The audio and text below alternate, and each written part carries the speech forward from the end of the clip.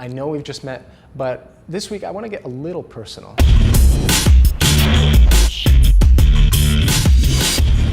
What's up, global citizens? My name's Hans Glick, I'm your host. On this week's episode of Global Voices, Girls and Women's Month, I want to share a story about a woman I know who, for me, embodies what this month is all about. Ever since she was a young girl growing up in Sierra Leone, Phebian Fengai-Abdulai has always wanted to be a healthcare worker. Sierra Leone is a place where doctors are in short supply.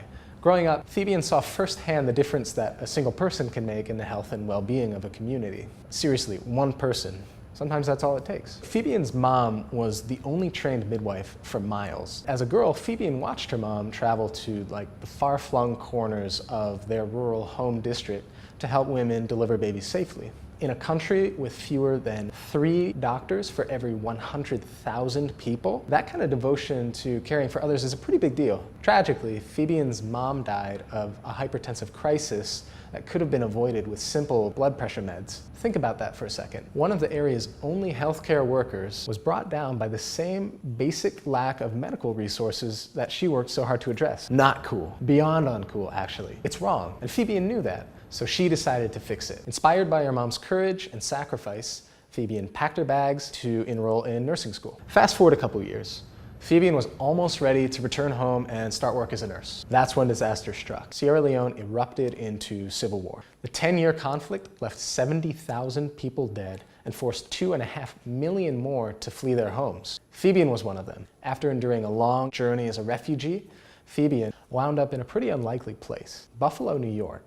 Think this is a remarkable enough story already? Phebian's journey was just getting started. After everything she went through, I don't think anyone would have blamed Phebian for settling for a quiet life with her family in America.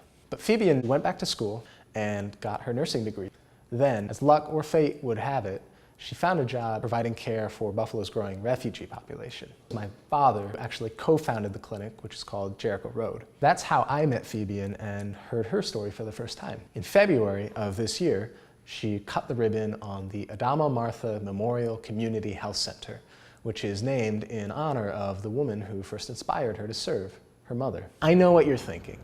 Hans, this is a heartwarming story and all, but what does one woman's experience have to do with all the big picture stuff you guys have been talking about all month? It's a valid question. I'm a big believer in the idea that personal stories like Phebian's are the way that we connect with the big picture. So when we say things like, investing in girls and women benefits everyone, or women hold the key to ending extreme poverty, it can sometimes be hard to get our heads around what any of that actually means, unless we can picture someone who's actually living it out. Phebian does that for me. When I hear about how 31 million girls in the developing world don't have access to school, I think about Phebian and how lucky we all are that she had the chance to go out and get her education and then turn her dreams into reality.